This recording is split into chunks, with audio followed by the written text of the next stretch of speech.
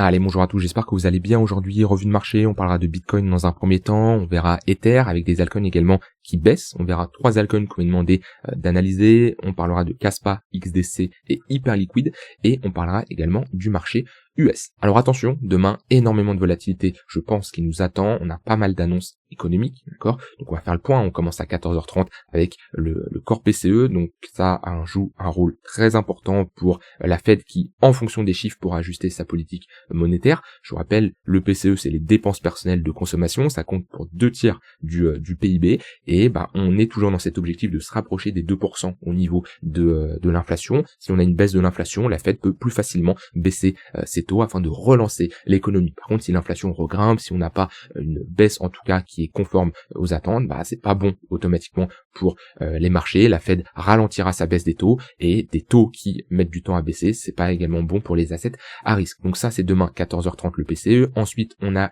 ici le PIB, donc on pourra voir si on a tout simplement le PIB, c'est la valeur monétaire de tous les biens, les produits, les services qui sont fournis au sein de l'économie américaine durant le dernier trimestre.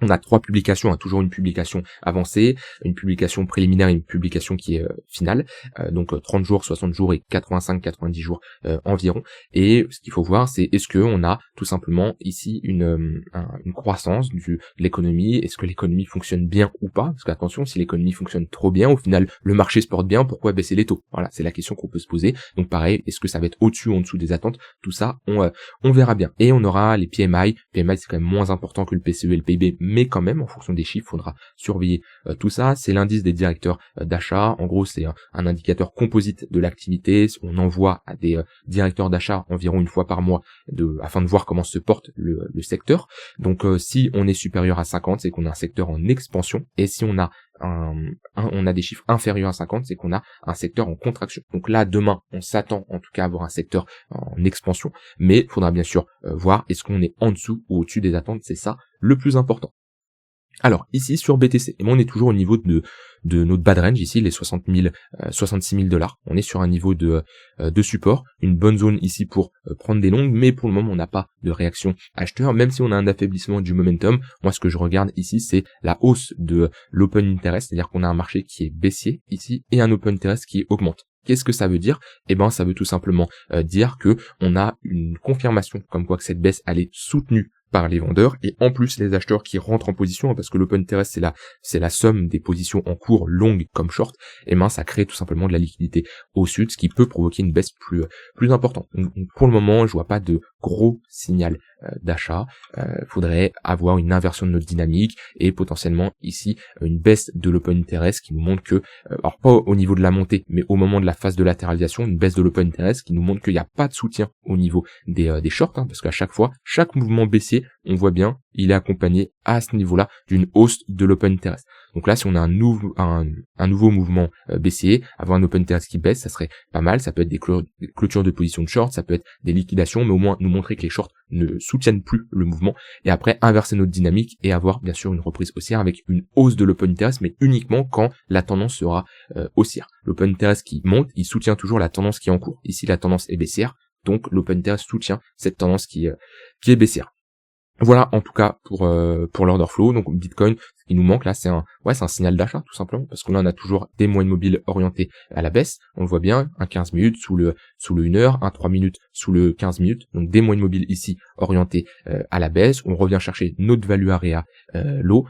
Comme je l'ai dit, ce qui nous manque, c'est tout simplement une réaction acheteuse pour valider l'inversion de notre dynamique, un break d'un précédent sommet, et puis après faire des creux des sommets de plus en plus. Comme j'ai dit, on est quand même sur une bonne zone pour prendre des longues, avec une invalidation qui peut être assez serrée. C'est-à-dire que là, si on cherche des longues, on se dit que si on commence à s'installer sous cette zone-là, avec de l'acceptation, vaut mieux sortir parce qu'on aurait la résolution de ce range-là par le bas. Ça sera sûrement pour aller plus bas. Je dis pas spécialement faire un nouveau creux, mais potentiellement poser un bottom plus bas, ou alors latéraliser et faire un plus bas après. Mais dans tous les cas, on aurait la confirmation que ce range ne tient pas. Je vous rappelle, votre stop loss, c'est votre invalidation. C'est globalement où est la zone qui vous intéresse pour invalider votre scénario. Quand vous tradez un range, votre scénario, c'est le bad range, c'est trader ce range, à quel moment il s'invalide quand on sort de ce range par le bas ou par le haut, si c'est de prendre un short. Donc là, la meilleure invalidation, elle est ici, ce qui peut vous donner quand même un bon risk-reward. Ça dépend où est-ce que est votre entrée, hein. Si vous attendez un signal, ou ça, c'est à vous de voir sur quel type d'entrée vous voulez rentrer, mais on peut aller chercher ici du 2 pour 1 pour aller chercher l'extrémité opposée, et si vous avez une entrée plus agressive, on peut aller chercher du 3, 4 pour 1.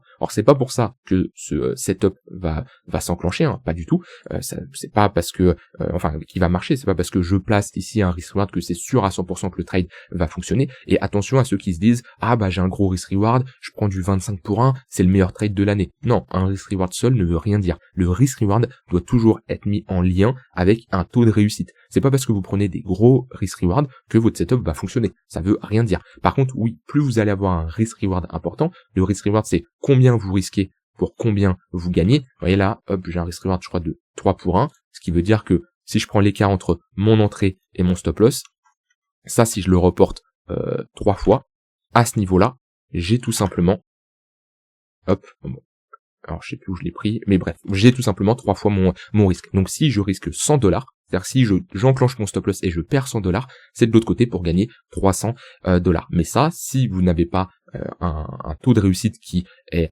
assez important, bah votre setup peut ne pas fonctionner. Et je reprends l'exemple ici, pour un risk reward de 3 pour 1, hop, vous devez avoir au-dessus, sans prendre en compte les frais, 26% de win rate, vous êtes rentable. 25% vous êtes BE, d'accord, et au-dessus de 26% de win rate, vous êtes rentable, sans prendre en compte les frais. À 26%, vous n'êtes pas rentable parce qu'il y a toujours des frais de trading, donc il faudra aller chercher du 30, 35, 40%.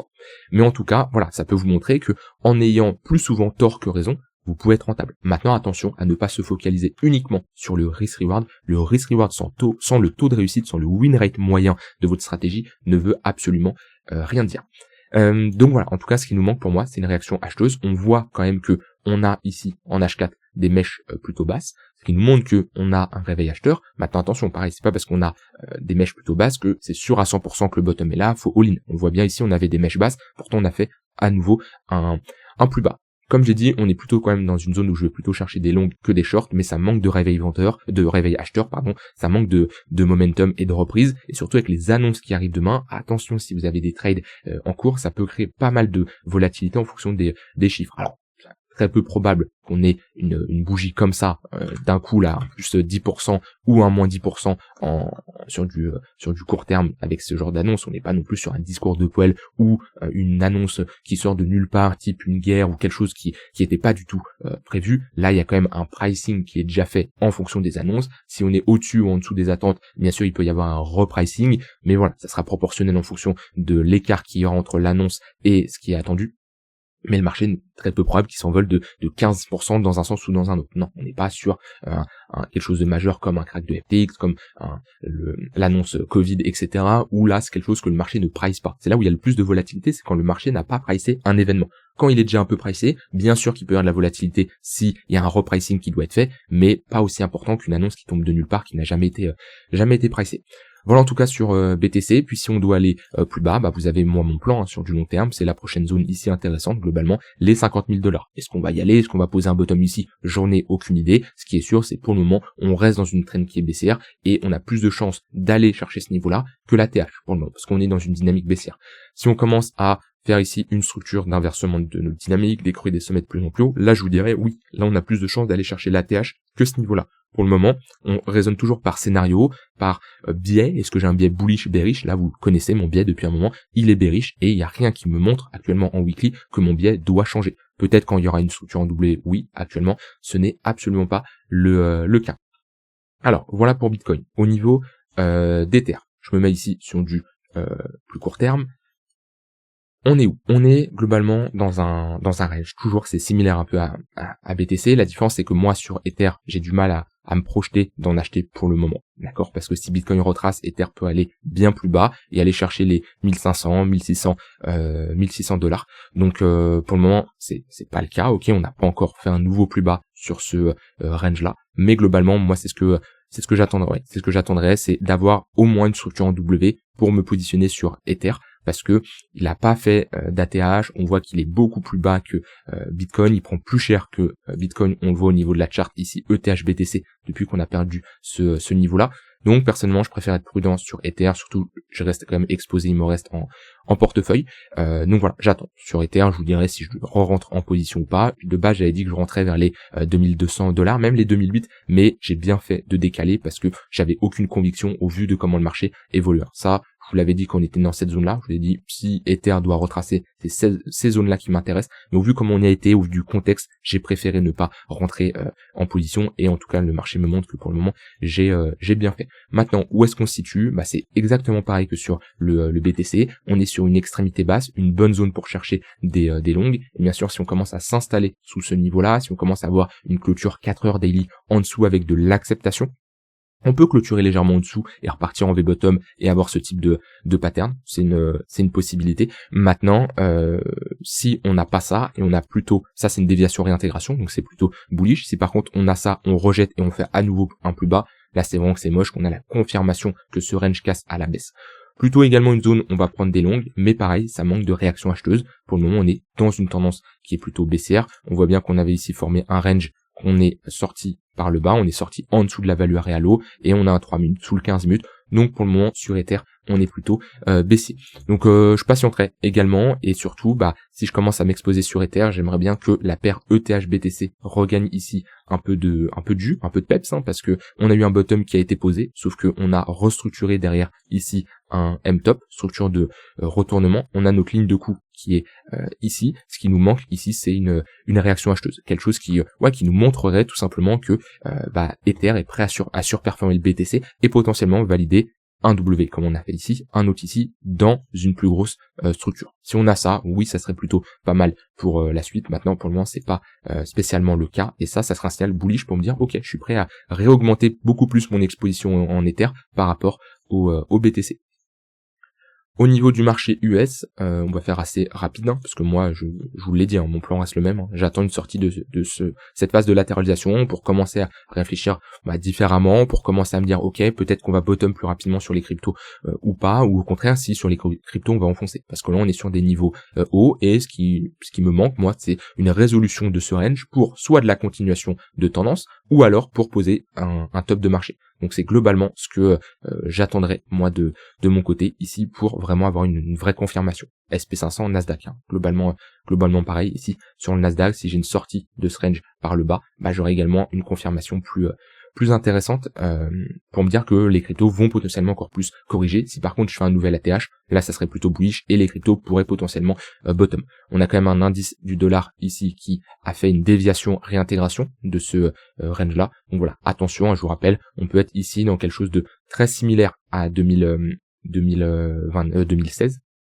On avait eu cette phase de latéralisation comme on a eu à ce niveau-là, ok. Ensuite, on a eu Trump qui est devenu président, là en novembre 2016 à peu près.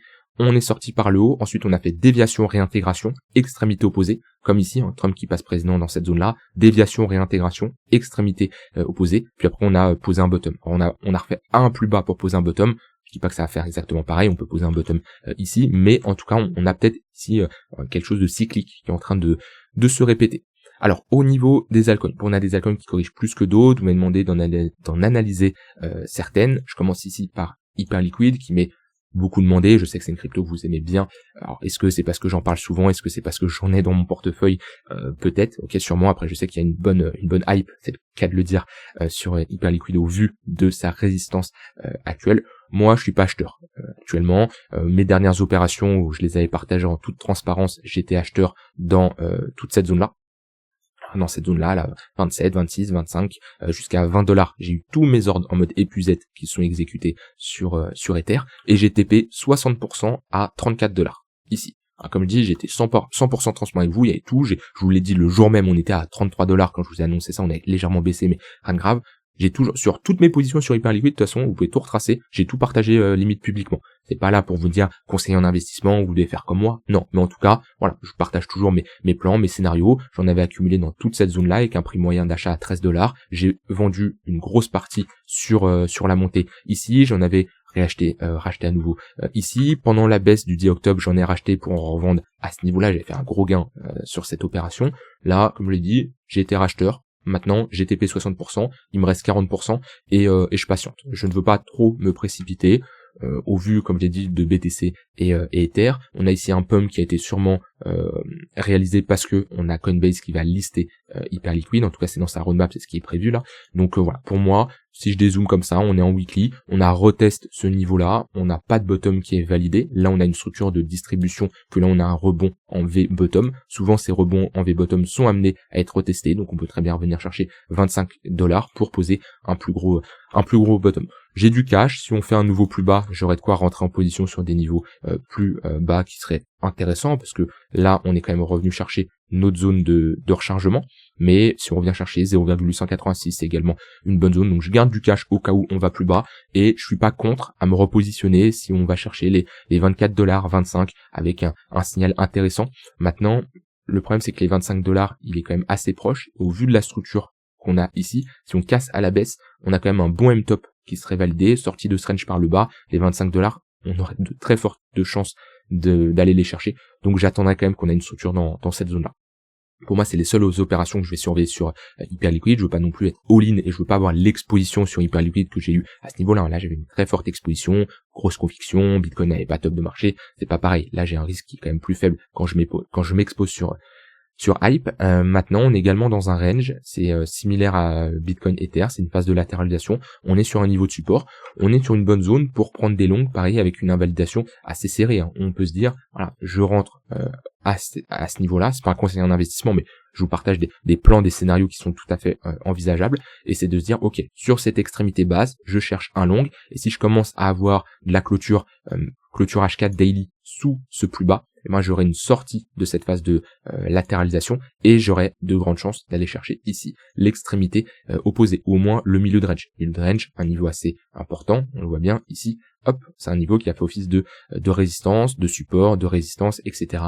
etc. Donc si on sort de ce range par le bas, je préfère invalider parce qu'on ira bien plus bas. Maintenant, on peut avoir des fois une déviation réintégration, ça peut être des fois plus sain. Alors, le problème c'est qu'elle peut ne pas arriver, hein. Comme on est ici, on est reparti assez fort, mais des fois, c'est d'avoir ici déviation réintégration. C'est un trade qui a plus de chances de passer, en général, quand on prend ce genre de longue. Vous voyez, à ce niveau-là, ce plus bas, ici, on fait une déviation, réintégration, et on retourne chercher ce niveau de résistance. Est-ce qu'on va faire ça? Je ne sais pas. Le but, c'est jamais de prédire, c'est tout simplement d'avoir un scénario, une bonne gestion de son risque, et de s'adapter en fonction de ce que le marché nous montre.